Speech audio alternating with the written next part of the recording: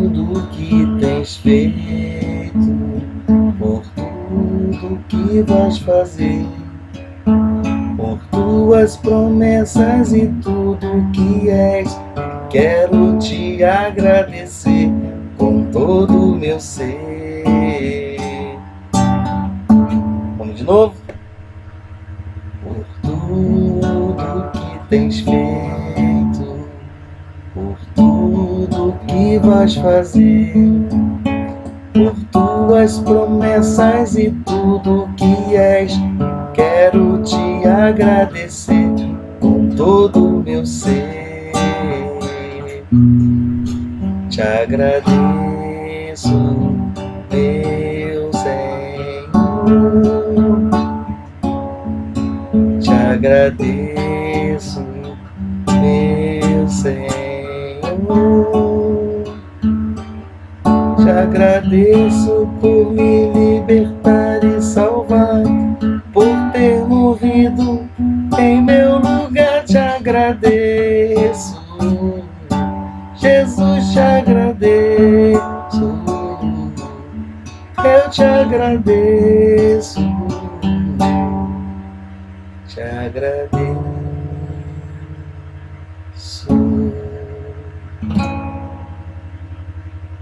Boa noite, amada igreja, boa noite a você que nos acompanha nessa celebração, nesse dia abençoado, nessa quarta-feira, dia 21 de abril de 2021, coisa boa demais, né? Deu uma tropeçada ali nas cifras ali, mas o importante é a gente agradecer a Deus, se estamos aqui, se estamos vivos, se estamos cultuando ao Senhor, temos que agradecer muito ao Senhor, porque isso é uma dádiva de Deus.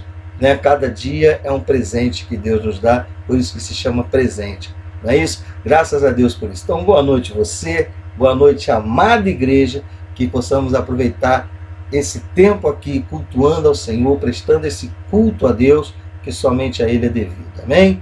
Nós vamos estar orando agora, entregando esse culto nas mãos de Deus, e você já vai colocando seu pedido de oração, já vai colocando aí seu agradecimento, já vai colocando aí o seu alô para alguém, o seu bate-papo, e nós vamos aqui cultuar ao Senhor e orar, amém? Vamos orar, vamos louvar o nosso Deus e vamos orar ao Senhor. Pai, nós te louvamos, te agradecemos nesta noite de quarta-feira abençoada que o Senhor nos concede. Pedimos ao Senhor, ó Pai, a orientação do Teu Espírito Santo para fazer aquilo, ó Pai, que realmente venha te agradar. Que o nosso culto, o culto que estamos prestando aqui, chegue ao Teu trono de glória com cheiro suave e agradável, ó Pai, e que o Senhor possa estar ouvindo e atento às orações do Teu povo que está sendo feito nesse momento, nesta hora, neste culto de louvor e adoração ao Senhor. Assim te pedimos e te agradecemos, em nome de Jesus. Amém. Deus nos abençoe, seja bem-vindo, seja bem-vinda, e vamos ouvir um louvor abençoado com o nosso amado e querido irmão Wagner Gandra. Que Deus abençoe. Vamos louvar o Senhor.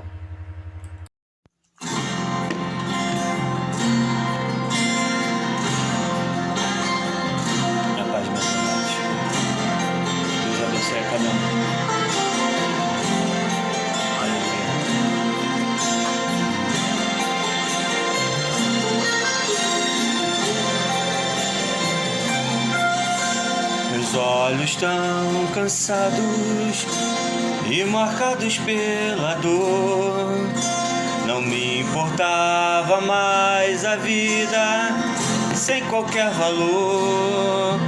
Humilhado em uma cruz, vendo o ódio em cada olhar, só queria ter mais uma chance de recomeçar. Tentei num grande esforço contemplar na outra cruz quem era aquele homem que chamavam de Jesus, que comigo dividia ali solidão, vergonha e dor, porque tantos lhe odiavam e outros lhe davam amor. Teu olhar estremecer e crer que ali estava o próprio Deus. Pude esquecer minha dor. Tinha ao meu lado um rei, morrendo por falar de amor. Na luz do teu olhar, senti o teu perdão. Lavaste com teu sangue o meu coração. Sei que este amor não tem fim. Creio que és filho de Deus. Ninguém jamais me olhou assim. Quando entrares no teu reino, lembra de mim.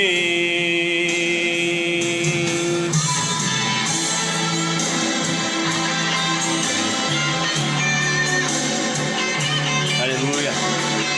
Louvado seja o teu nome, Senhor. Muito obrigado pela tua grandeza em nossas vidas. Que o Senhor continue, Senhor, intercedendo por nós aí. E muito obrigado por esse amor que tu sente por nós. Aleluia. Teu olhar me fez estremecer em meio a tanta dor, tentando me dizer: eu te escolhi, filho meu. Ainda hoje no paraíso comigo estarás. Aleluia. Louvado seja o teu nome, Senhor. Grandioso és tu em nossas vidas. Amém. Louvado seja o teu nome, ó Deus. Depois desse louvor abençoado aqui, vamos ler a palavra de Deus. Salmo 134, né? Que diz assim: louvem o Senhor todos vocês, servos do Senhor, todos que servem de noite na casa do Senhor. Levantem suas mãos para o santuário e louvem o Senhor. De Sião os abençoe o Senhor, que fez os céus e a terra. E o Senhor nos abençoa em todo tempo, não é verdade? Então vamos estar louvando mais uma vez, vamos cantar mais um louvor e depois nós vamos estar passando para o nosso momento então de estudo da palavra de Deus, tá bom? Vamos lá, vamos escolher aqui um corinho. Sei que o pessoal gosta, tem um corinho que o pessoal gosta muito, já virou nosso hino oficial, principalmente nesse momento, né, que é o Rompendo em Fé. Né? O pessoal gosta muito, então nós vamos cantar. Porque, deixa eu pegar aqui o violão, vem cá, violão ficou distante. Né? Então vamos cantar, vamos louvar o Senhor. Rompendo em fé, nós precisamos romper em fé. Essa é a realidade, em todo tempo. Né? Cada hora chega uma notícia, então cada hora a gente tem que romper em fé. Bem, vamos lá. Deixa eu achar uma cifra mais. Tem que achar. Tinha que meter a nossa mão aonde alcança, onde a gente alcança.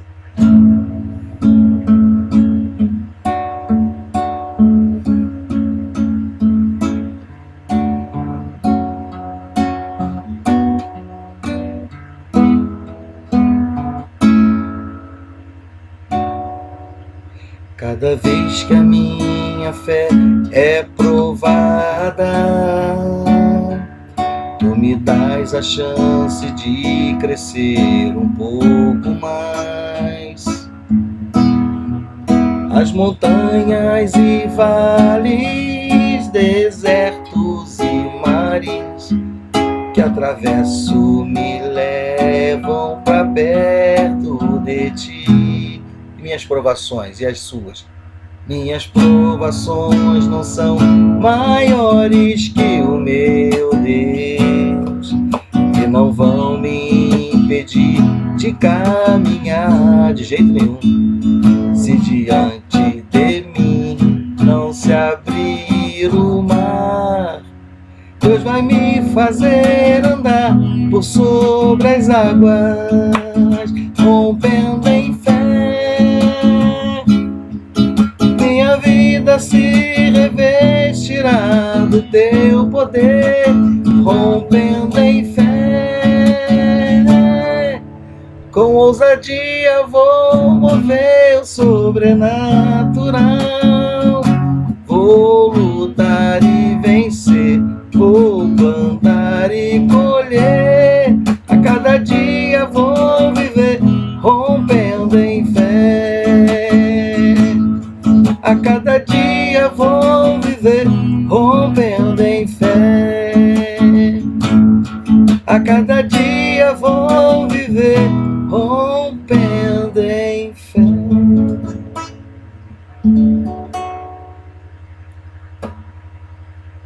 Vamos orar, meus irmãos.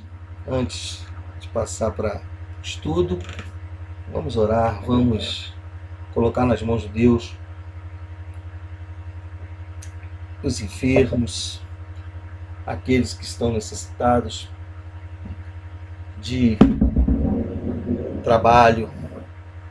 Vamos colocar os nossos governantes nas mãos de Deus. O seu pedido de oração, aquele que você traz aí no coração. Vamos orar. A oração é a chave, irmãos. Oração é comunhão com Deus. Oração é estar falando com o Senhor. E a gente não tem que dobrar os nossos joelhos só pedindo, intercedendo. Não, temos que dobrar os nossos joelhos para estar junto com Deus, para estar ali em comunhão. Às vezes temos que dobrar os nossos joelhos em silêncio, só para ouvir Deus falar ao nosso coração. Então vamos orar, meus irmãos. Senhor, nós te louvamos. Nesse momento nós queremos, Pai, nesta hora, colocar em tuas mãos tudo isso que nós estamos vivendo. Essa pandemia, essas circunstâncias difíceis na economia, chefes de famílias, mães de famílias, pessoas responsáveis por suas casas estão perdendo seus trabalhos, sua fonte de renda. Mas sabemos que o Senhor está acima de tudo isso, que o Senhor pode todas as coisas. Nenhum dos teus planos pode ser frustrado, nenhum dos teus planos pode ser impedidos. O mundo, Pai, o mundo vai se render. Nós oramos por aqueles que ainda não tomaram uma decisão ao lado de Jesus. Oramos por aqueles que estão afastados, ó Pai, de Ti, que eles possam voltar para os Teus braços, para os Teus caminhos, sabendo que o Senhor já está de braços abertos, aguardando. Queremos pedir pelo chefe de família, pela mãe de família que perdeu, ó Pai, o seu emprego, mas também queremos orar pelas famílias enlutadas. Quantas vidas perdidas, quantas pessoas perderam seus entes queridos, quantas pessoas não puderam nem velar seus entes queridos. Estamos vivendo tudo isso. Que em meio a tudo isso, Senhor, que é realmente terrível, corações possam mudar, mentalidades possam mudar, pessoas venham mudar, venham ser transformadas cada vez mais para melhor, Senhor. Possamos ter daqui mais à frente, Senhor, futuramente, um mundo melhorado pelas Tuas mãos. Até aquele dia final, que a Tua igreja estará na glória contigo, Senhor.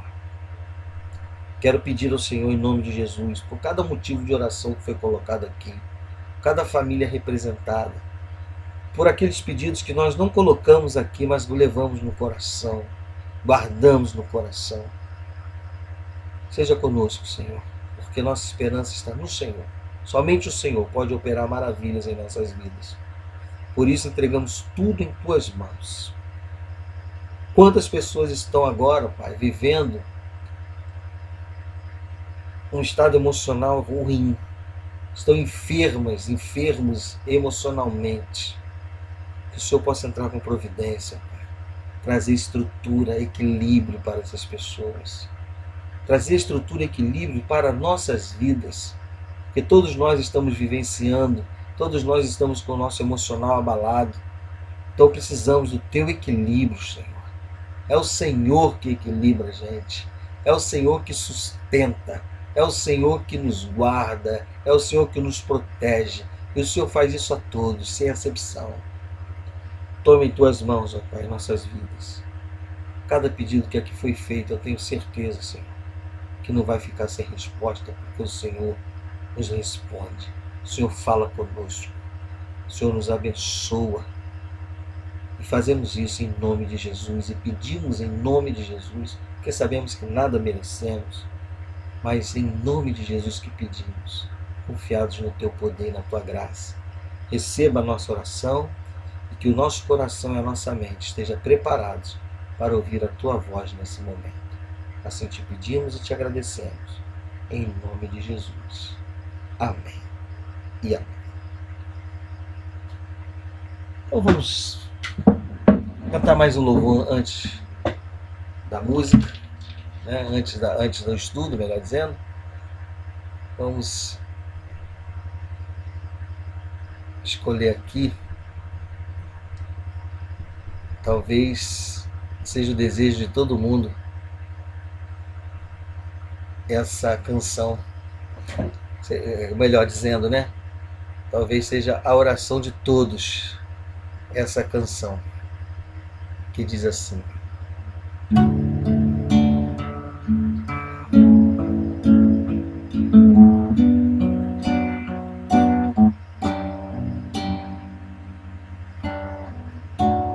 Mestre, eu preciso de um milagre, transforma a minha vida, o meu estado. Faz tempo que eu não vejo a luz do dia, tô tentando sepultar minha alegria, tentando ver meus sonhos cancelados. Lázaro ouviu a sua voz quando aquela pedra desceu. Depois de 4 dias ele reviveu.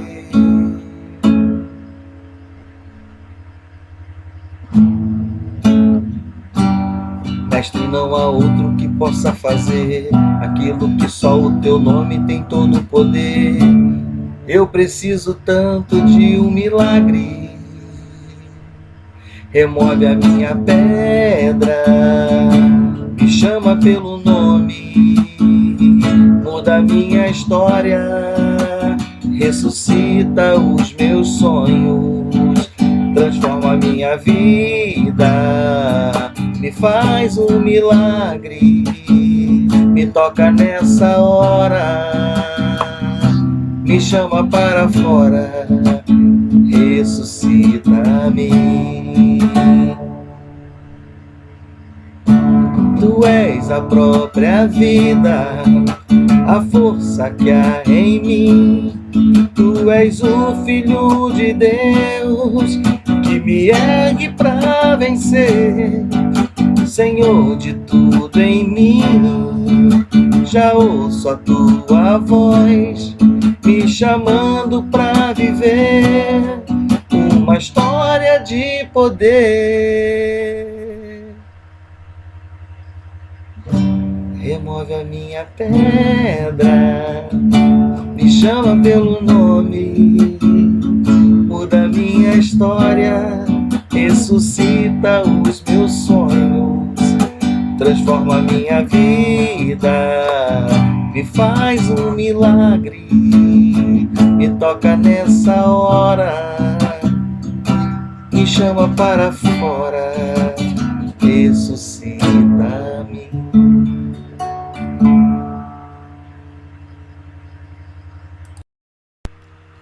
Então, muito bem, dando continuidade aí ao nosso estudo sobre os profetas menores. Estamos estudando o profeta Amós, começamos na quarta-feira passada, vamos seguindo por aqui, né? E relembrando aí que Amós é o profeta da justiça social, né? Amós é um modelo inspirador, né, para todas as pessoas que estão empenhadas na construção de uma sociedade mais humana, mais justa, mais ecológica, né, mais solidária, mais fraterna, mais cristã. Então Amós, ele é esse exemplo, ele é o profeta que nos inspira isso, né? Então o profeta Amós era um pastor de ovelhas, né, que cultivava sicômoros, e então ele cuidava de gados, cuidava da agricultura, e morava em Judá, né, uns 17 quilômetros aí de Jerusalém e 10 quilômetros aí ao sul de Belém. Né, ele do tempo do rei Uzias, lá em Judá, ele é do tempo do rei Jeroboão II de Israel, né, não foi um profeta profissional, ele mesmo disse isso: não sou um profeta, nem discípulo de profetas. Foi o Senhor Deus que me tirou de trás do rebanho e me ordenou: vai profetizar contra Israel, o meu povo. O que está acontecendo aqui no Reino do Norte, também no Reino do Sul também está tendo paz, a coisa está fluindo, mas no Reino do Norte há uma expansão territorial muito grande, né? Eles estão conseguindo reconquistar as terras, né, que outrora haveram perdido, e eles estão conseguindo reconquistar tudo isso. Mas Amós, né, não foi criado para ser um profeta, ele não participou de uma escola de profetas, assim como Jonas, provavelmente veio de uma escola de profetas. Não, Amós não foi criado para ser profeta, ele não recebeu um treinamento especial, ele não frequentou nenhuma escola de profeta, era um homem comum, vivendo sua vida normal, quando sentiu no coração o chamado de Deus para falar em nome de Deus, né, para poder denunciar o pecado de Israel, que estava acontecendo, né? Então ele mesmo diz: não sou profeta nem discípulo de profeta.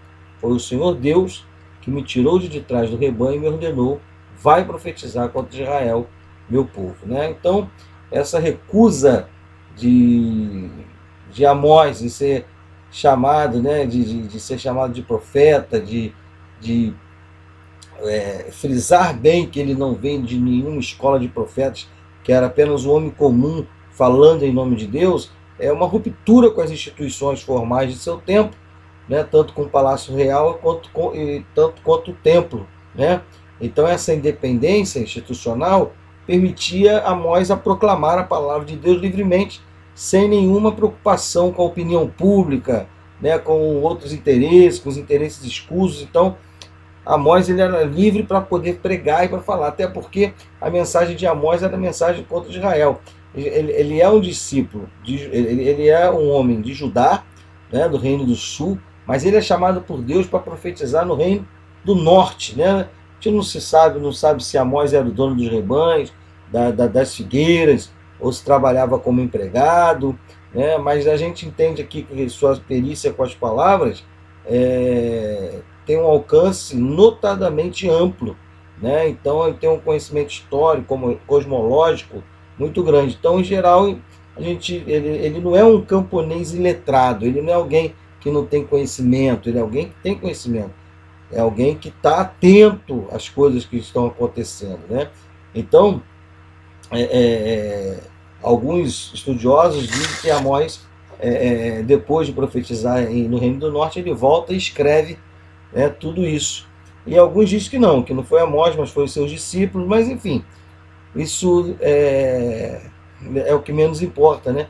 O importante é a mensagem que tem aí no livro de Amós. Então, o profeta Amós, só relembrando o contexto aí, foi enviado de Judá, Reino do Sul, para exercer sua atividade profética no Reino do Norte, em Israel.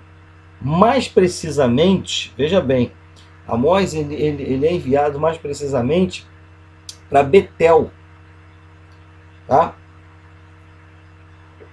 Betel, porque Betel é o santuário do rei Jeroboão, onde havia um dos bezerros de ouro ali, né? Então ele falou ousadamente, falou tão ousadamente que o sacerdote Amazias, né, o sacerdote, mandou dizer ao rei Jeroboão que Amós conspirava contra ele, né? Então Amós é um homem comum que sai dos seus afazeres diários, da sua atividade, para proclamar, para profetizar, para atender o chamado de Deus, né?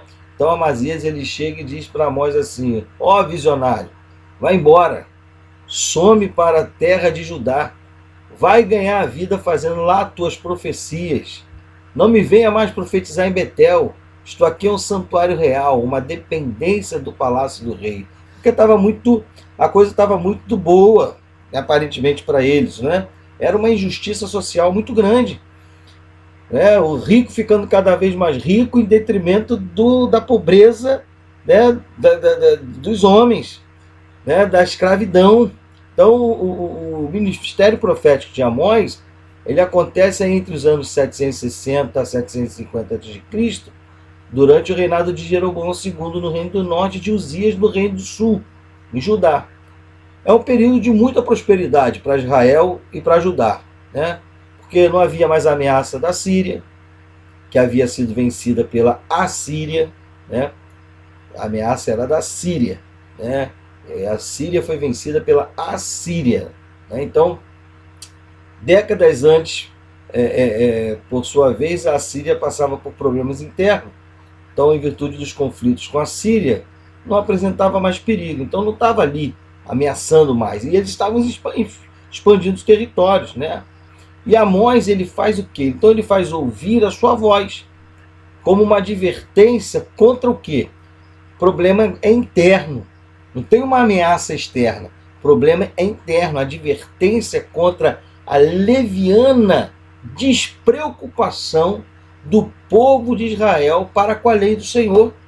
Enquanto eles expandiam, enricavam, isso é a custo, né, da injustiça social, fazendo, deixando o pobre cada vez mais pobre, o escravo, né, usando escravos. Então, aparentemente, eles estão ali muito bem, né? Então, a advertência do profeta Amós é contra essa leviana despreocupação do povo de Israel com a lei do Senhor, né? Por quê? Porque a lei do Senhor, ela ensina o quê? Misericórdia. A lei do Senhor ensina amor, misericórdia para com quem? Para com os fracos, para com os pequenos, para aqueles que não têm, pelos menos favorecidos. A lei do Senhor ensina isso. E eles estavam negligenciando isso. Pelo contrário, eles estavam oprimindo a quem não tinha, né? Quem tinha menos tinha cada vez menos, né? Então, ele vai profetizar, né? E o povo, ele vai alertar o povo, né? Porque o povo está numa confiança ingênua, né, no rei Jeroboão II.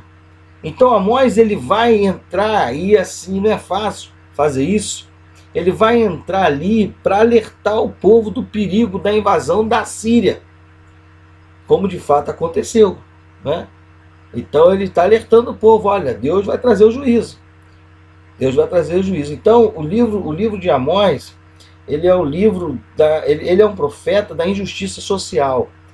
Ele é um profeta que vai denunciar que o povo está muito bem, mas está negligenciando a lei do Senhor, que é misericórdia, que é amor com os fracos, que é mão estendida, que é justiça. Se eu tenho dois e aquele não tem nenhum, então eu fico com um e ele fica com um. Isso é justiça, não é bondade, né? Então Amós está fazendo isso. Então a estrutura do livro, para a gente situar aí bem, como eu disse a vocês, eu não vou ficar pegando livro para ler, tá? Para a gente ficar lendo, eu vou estar dando um panorama para que vocês possam ler, para que vocês possam se contextualizar, tá? Então a estrutura do livro, né, o conteúdo do livro de Amós, ele pode ser dividido assim, em 3 blocos de oráculos.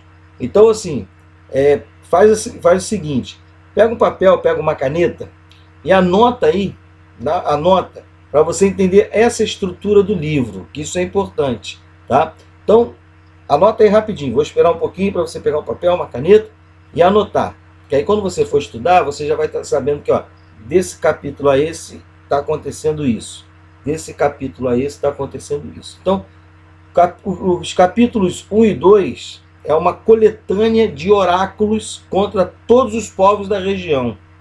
Damasco, Filisteia, Tiro, Edom, Amon, Moabe, Judá e Israel, tá? Então o capítulo 1 e o capítulo 2 ele está trazendo uma coletânea de oráculos contra o povo da região, que estão fazendo tudo errado, né? Do capítulo 3 ao 6 é uma coleção de oráculos contra Israel e a elite de Samaria, que era a capital de Israel.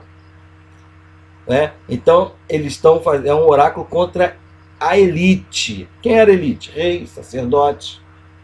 Né? Você vê o sacerdote Amazia aí, está preocupadíssimo com Amós, que Amós está denunciando, Amós está falando, né? E Amós está profetizando em Betel, onde era o santuário do bezerro de ouro, que era adorado pelo rei. Né? Então você vê que quanto mais prosperavam, mais distante de Deus e da sua lei, da sua vontade eles ficavam. E é isso que Amós está mostrando. Né? E o povo ingênuo está caindo, porque o povo está olhando que as coisas estão bem, estamos vivendo um momento de paz, de prosperidade para alguns, porque essa riqueza toda é em detrimento à opressão dos pobres. Né? O pobre ficando cada vez mais pobre, né? E o rico cada vez mais rico. É semelhante a alguma coisa que você conhece? Você conhece um lugar parecido com esse? Né? Então, o capítulo 3 a 6 é essa coleção de oráculos aí contra Israel e a elite de Samaria. No capítulo 7 ao 9, é a visão da destruição. É Amós falando que Deus vai destruir e vai usar a Síria para isso. Né? Mas vai falar também da salvação final. Né? Deus sempre no final ele traz uma mensagem de esperança. Tanto traz uma mensagem de esperança que você vê que teve um remanescente que traz o povo de volta. Mas não é o povo do Reino do Norte, não. O Reino do Norte some. Depois do exílio assírio, o povo do Norte some. O remanescente do povo de Israel vem de Judá, né? Quando eles voltam do exílio da Babilônia. Tá? Então Amós é o profeta da justiça social.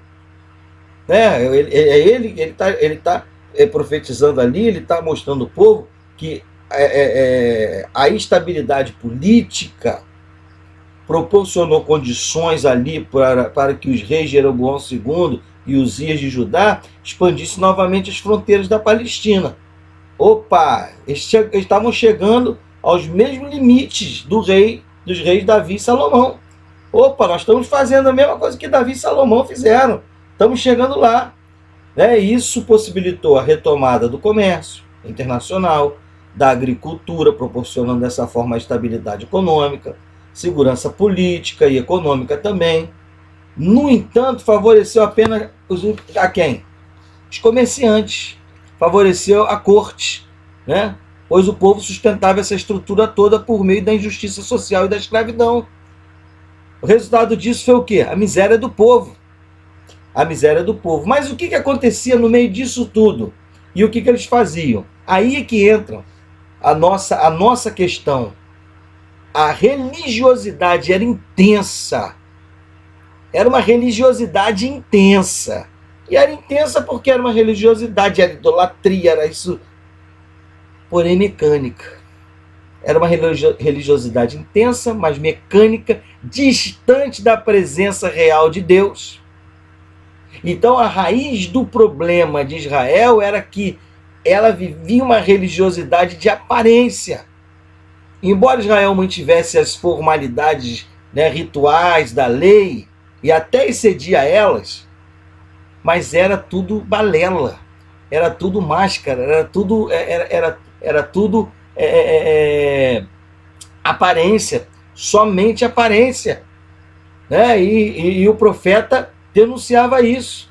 Dizia: ide em peregrinação a Betel para pecar, a Gilgal para pecar ainda mais, levai de manhã os sacrifícios de comunhão, ao terceiro dia vossos dízimos, queimai com pão a oferenda de louvor, anunciai vossas promessas, divulgai-as bastante. É disso mesmo que gostais, filhos de Israel. Ou seja, vocês gostam disso, é de ritos, é de fazer. Por quê? Porque já tinham transformado Deus em ídolo. Eu faço para poder receber. Assim, o tratamento com ídolos é esse. Eu dou e você me dá. Eu faço e você faz por mim. E eles estavam tratando Deus desse jeito. Então a idolatria era comum, era muito comum, estava comum ali, naquele meio. Então, a violência também era comum. A injustiça, a violência. As pessoas eram vendidas. Né? Então, o profeta então diz assim: assim diz o Senhor, não perdoarei Israel por seus 3 crimes, e agora por mais este. Olha só, vendem o justo por dinheiro, o indigente por um par de sandálias, esmagam a cabeça dos fracos no pó da terra e tornam a vida dos oprimidos impossível. Então Amós, como fez o profeta Isaías, viu e denunciou esta religiosidade de aparência e a prosperidade econômica e social que beneficiava apenas alguns poucos, em detrimento da pobreza de muitos. Portanto, foi a idolatria e a injustiça social que motivou Amós a sair de Judá, reino do sul, para ir para Israel, reino do norte. Amós denunciava, né, não foi igual o Jonas que foi para Nínive, olha, não. Amós denunciava com força, com coragem, esses dois pecados do povo de Israel, idolatria e justiça social. Aí a minha pergunta é, como igreja de Cristo hoje, será que nós estamos exercendo exatamente essa missão de sermos profetas no meio de tudo isso que estamos vivenciando? Será que nós estamos tendo essa coragem de Amós, de denunciar com força e coragem pecados de idolatria, de injustiça social? Ou será que nós estamos presos a um sistema de rituais, de religiosidade, e que estamos fazendo e achando que está muito bom, e até mesmo tratando Deus como ídolo? Porque Amós, ele veio resgatar e resgatou a dimensão ética da aliança. Temos uma dimensão ética da aliança com Deus. Qual é a dimensão ética dessa aliança? Em relação ao próximo. A dimensão ética da aliança com Deus é a dimensão ética da aliança que temos com o nosso próximo, como parte do amor a Deus. Nós demonstramos amor a Deus à medida que demonstramos amor ao próximo. Esse povo honrava a Deus com rituais, com ritos até que cedia. Só que Deus não recebia, porque o que Deus queria era amor. O que Deus queria, a palavra de Deus nos ensina. Eu não quero sacrifício, quero misericórdia, eu quero um povo que ame.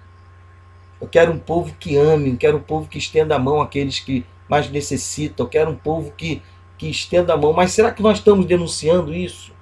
Ou será que nós estamos nos encaixando a esse sistema? Essa é a preocupação que nós temos que ter. Amós resgatou a dimensão ética da aliança em relação ao próximo como parte do amor de Deus. Ele apela em favor a todos os pobres, a todos os injustiçados, oprimidos. Oprimidos pelos ricos, pelos comerciantes desonestos, que botavam aquela balança lá mentirosa, líderes corruptos, juízes sem escrúpulos, falsos sacerdotes. Olha as suas palavras.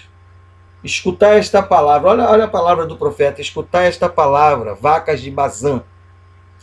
Do planalto de Samaria, vocês que explorais os fracos e esmagais os indigentes, ai dos que vivem tranquilos em Sião, dos que estão confiantes no monte da Samaria, os chefes principais do povo, a quem acode a casa de Israel, ai dos que se deitam em camas de marfim, ou se, olha o que acontecia, camas de marfim, ou se esparramam em cima dos sofás, comendo cordeiros do rebanho, vitelos cevados em estábulos.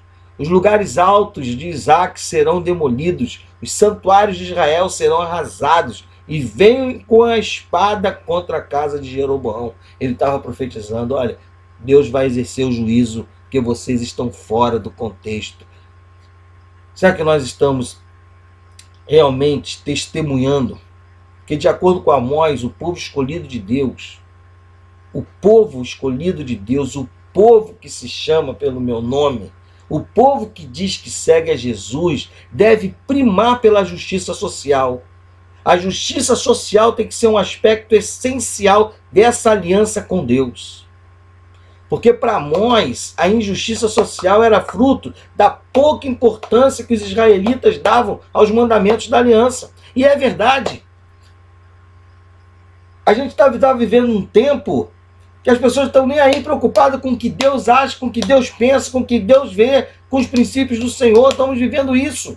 E quem é que tem que ter voz profética para dizer não é desse jeito? São políticos corruptos, juízes corruptos, estão aí, ó, pessoas batendo palma para coisa errada. A igreja tem que se envolver sim com a questão do racismo. Não é só ser contra o racismo, não, é ser antirracista. Com a questão da violência. contra os diferentes. A gente tem que se envolver sim. Um homem que estava lá no seu rebanho, cuidando da sua horta, da sua agricultura, é chamado por Deus para denunciar o rei, para denunciar toda essa corrupção em Israel, para denunciar tudo que está acontecendo, toda essa idolatria. O povo estava expandindo materialmente, mas espiritualmente era uma degradação, estavam mortos, mortos na sua espiritualidade. Então, para Amós, a injustiça social era fruto da pouca importância que os israelitas davam aos mandamentos da aliança. E hoje está acontecendo a mesma coisa. Talvez essa pandemia toda é para acordar o povo, para o povo poder acordar. Até porque a palavra de Deus diz que todo joelho se dobrará e toda língua confessará. Mas nós, como igreja de Cristo, seguidores de Jesus, nós temos que prezar por essa justiça social. Nós temos que sim denunciar esses dois pecados, a injustiça social e a idolatria. Ah, não, o crente não idolatra. Idolatra sim, tem crente idolatrando líderes, tem crente idolatrando bênção, tem crente idolatrando igreja, tem crente idolatrando o seu próprio eu, tem crente construindo pequenos reinos, tentando construir pequenos reinos dentro do reino de Deus, tem crente que transformando Deus em ídolo. Eu faço para receber. Tem idolatria sim. E nós precisamos denunciar isso. A igreja de Jesus é o profeta de hoje. Jesus nos deixou uma missão, proclamar o evangelho. E proclamar o evangelho é dizer, olha, isso está errado. Essa injustiça não pode acontecer. Para quem achava que Deus nada exigia além do cumprimento dos rituais, porque para eles, olha só como é que eles transformaram Deus num ídolo. Para eles, cumprir os rituais já estava ótimo. Para muitos hoje em dia também. Cumprir os rituais está ótimo. Eu vou domingo à igreja, já está bom. Eu faço isso, já está bom. Eu entrego meu dízimo, já está bom. Então, para muitos, naquele tempo, e nesse tempo que nós estamos vivendo hoje, achava que o cumprimento dos rituais já estava, já estou bem. Cumprir os rituais, já estou bem. E uma vez realizado os rituais, eu podia fazer o que bem entendesse. Aí Amós vem com a sua palavra, com a sua missão de profeta, e indica, a justiça social como a manifestação indispensável da verdadeira piedade. Ele vai dizer, vocês podem fazer o que vocês quiserem, vocês podem fazer o ritual aí que vocês quiserem, se não praticarem a justiça social, tem nada a ver com Deus. Você não tem nada a ver com o Senhor. Porque a justiça social é a manifestação indispensável da verdadeira piedade. Ou seja, do verdadeiro cristianismo. É o que Jesus disse. Qual é a minha religião?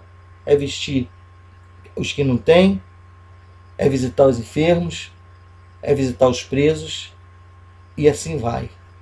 É dar um copo d'água para quem precisa. Então a resposta do profeta Amós, e é interessante que Amós ele não fica intimidado com Amazias, não. Amazias tenta tirá-lo de lá de qualquer jeito. Amós não ficou intimidado não pela censura de Amazias, não. Amós não recuou, não desistiu de sua vocação e missão, enfrentou corajosamente Amazias e fez a sua defesa. Primeiro ele falou, não sou profeta nem discípulo de profeta, ou seja, estou ligado a sistema nenhum, não dependo de vocês. Não dependo de vocês para nada, eu posso falar o que eu quiser. Amós veio da roça para pregar a palavra de Deus.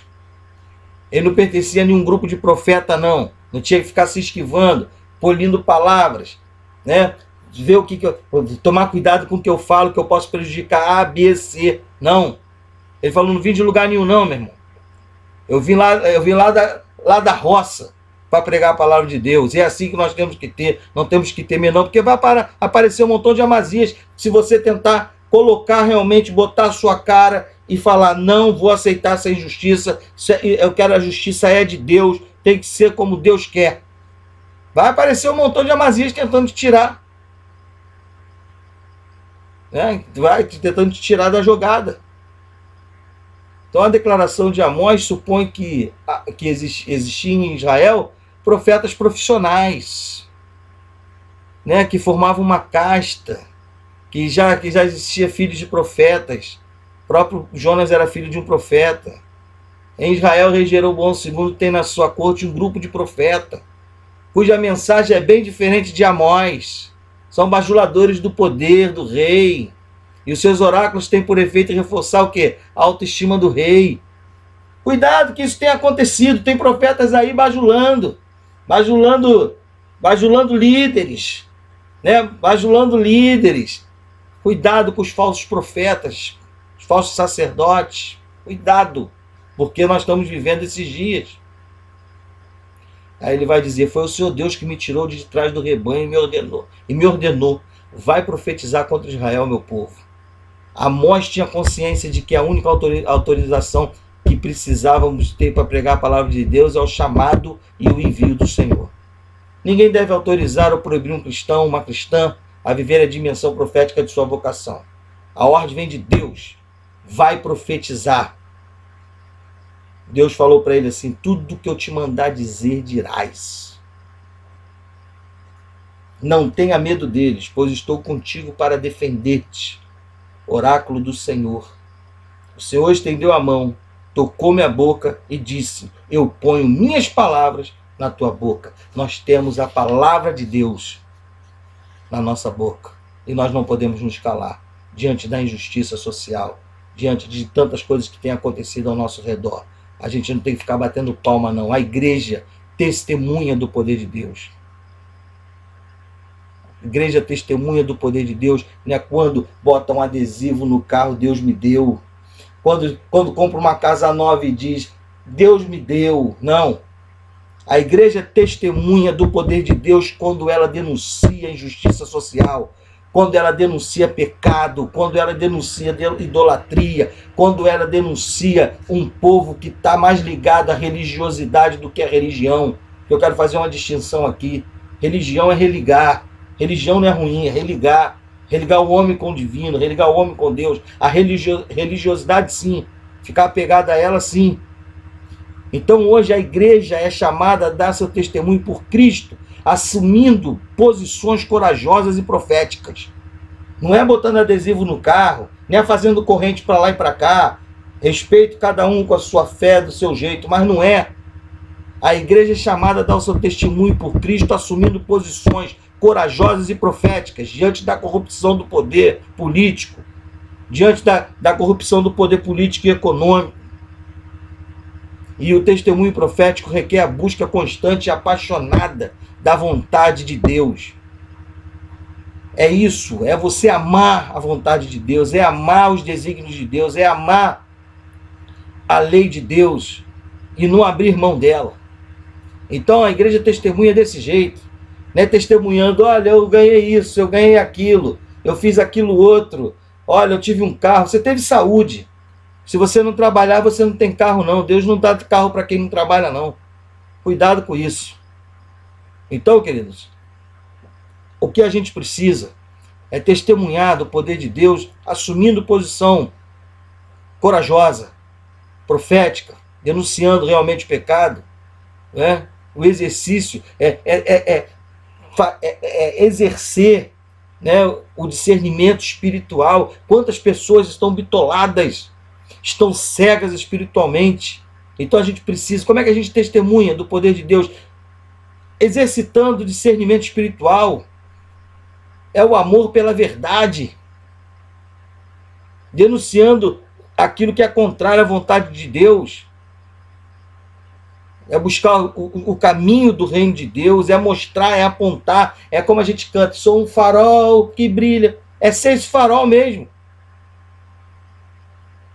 É buscar a vontade divina, é buscar novos caminhos para o evangelho atuar na história, para o evangelho atuar na perspectiva do reino de Deus. Então, queridos, nós precisamos profetizar. E o livro do profeta Amós, o profeta da injustiça social, ele denuncia injustiça social no meio do povo de Deus. E ele denuncia o pecado no meio do povo de Deus, que é a idolatria. Né? E Amós foi rejeitado. Né? Amós foi rejeitado. Amós, Amazias, sacerdote de Betel, não aceitava a pregação de Amós. tentou expulsá-lo do país, usou várias táticas para isso, né? Usou a influência política junto ao rei, está fazendo uma conspiração contra o senhor lá. Usou o povo e não a palavra de Deus, o sacerdote usou o povo e não a palavra de Deus como argumento para expulsar Amós, dizendo: o país não pode mais tolerar suas palavras. Amós está dizendo que Jeroboão será morto à espada e que Israel será levado para o cativeiro longe de sua terra. Desprezou o profeta por ser estrangeiro, ao invés de considerar a mensagem dele, como, né, Nínive considerou a mensagem de Jonas. Né, defendeu seu território com a autoridade dada pelos homens. Quem que Amazias citou ali? O sacerdote. Citou quem? Deus? Não. O santuário do rei, não de Deus. O templo do reino, não do Senhor. Então, nós precisamos entender e aprender, né? Aprender com Amós, né? Amós. Então, a gente vai incomodar. Quando a gente parte para esse ponto de realmente sair dessa coisa mecânica, religiosa, e partir realmente para aquilo que Jesus ensina, que é o amor, que é o altruísmo, que é a justiça, a gente vai incomodar alguns, porque vai prejudicar alguns, vai tirar alguns do seu lugar, vai colocar outros no lugar que deveria estar. Mas a gente não pode ter medo, a gente tem que ir em frente. A gente tem que fazer aquilo que Deus manda para a gente fazer. A gente tem que obedecer ao Senhor. Ameaças, perseguições, atentados, mentiras, assassinatos fazem parte da igreja de todos os tempos. Jesus já nos preparou para esta realidade da rejeição e perseguição por causa dele e do seu evangelho. Jesus disse: vede, eu vos envio como ovelhas para o meio de lobos. Cuidado com as pessoas, pois vos entregarão aos tribunais, vos açoitarão nas suas sinagogas. Por minha causa sereis levados diante de governadores e reis. O que a gente não pode é se calar. Vamos confiar no Senhor. Vamos orar.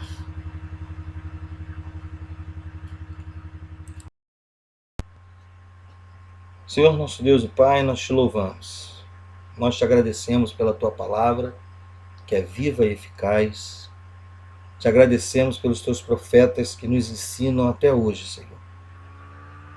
Possamos ter essa mesma coragem de Amós, sermos realmente seguidores, onde denunciamos a injustiça social, tantas outras coisas que têm acontecido ao nosso redor, que não venhamos a nos calar, Senhor, diante das maldades, das atrocidades, da corrupção, que não venhamos a cair nessa armadilha da religiosidade, de estarmos satisfeitos apenas cumprindo rituais, mas que possamos entender, ó Pai, que uma vida contigo, em comunhão contigo, requer prática, requer verdade, requer autenticidade, requer entrega, requer mão estendida, requer perdão. Que a gente possa viver isso, Senhor, e que Amós venha ser nossa inspiração também, assim como Jesus, o teu Filho Jesus é a nossa inspiração para continuarmos e propagarmos o teu Evangelho, Senhor. Ajuda-nos a fazer a tua vontade, a louvar o teu santo nome, e que com alegria venhamos, ó Pai, fazer a tua vontade. Que o medo não venha ser obstáculo para abrirmos a nossa boca e falar o que realmente tem que ser falado, denunciar o que tem que ser denunciado, amar quem tem que ser amado. Ajuda-nos, Senhor, porque temos o teu Espírito Santo habitando em nós. Perdoa as nossas falhas, por algumas vezes nos acovardar, ficarmos realmente tentando ficar distante de tudo isso, ficarmos satisfeitos apenas com algumas coisas, pequenas coisas que fazemos.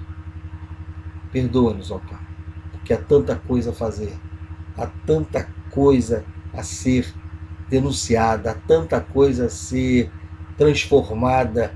A nossa mente precisa reaprender, precisamos ressignificar tantas coisas, Senhor. Ajuda-nos a fazer isso, a louvar e engrandecer o teu nome. Ajuda-nos a ter autoridade para proclamar a tua palavra, como o Senhor disse, ao teu servo para não se preocupar, porque as tuas palavras o Senhor colocará na nossa boca. Então, que possamos seguir em frente, Senhor, fazendo a tua vontade, amando a tua lei, amando fazer aquilo que o Senhor ensina, não deixando, ó Pai, circunstâncias, prosperidade, riquezas, tudo isso venha nos tirar da tua presença. Ajuda-nos, Senhor, a louvar e engrandecer o teu nome, não com testemunhos de conquistas materiais, mas a louvar e engrandecer o teu nome, sendo voz profética nesse mundo hostil, nessa corrupção toda que estamos vivendo. Ajuda-nos a louvar o teu nome, Senhor. Ajuda-nos a sermos uma igreja para aqueles para aqueles que estão afastados das igrejas, para aqueles que não gostam mais desse sistema de ser igreja. Ajuda-nos a sermos uma igreja autêntica, genuína, que mostre Jesus Cristo, não o homem, mas Jesus.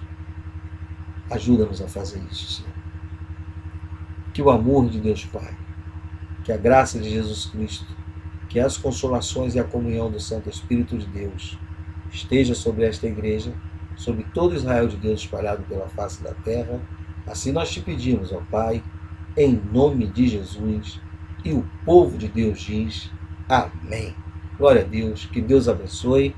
E domingo, lembrando, nós temos um compromisso, 9 horas da manhã e 19 horas, nosso culto de domingo, nossa celebração de domingo, pela manhã, às 9 da manhã, e à noite, às 19 horas. E eu espero você lá, tá bom? Deus te abençoe, fiquem com Deus e tenham um resto de semana abençoado na presença de Jesus. E até domingo, se Deus assim permitir. Fique com Deus e até mais.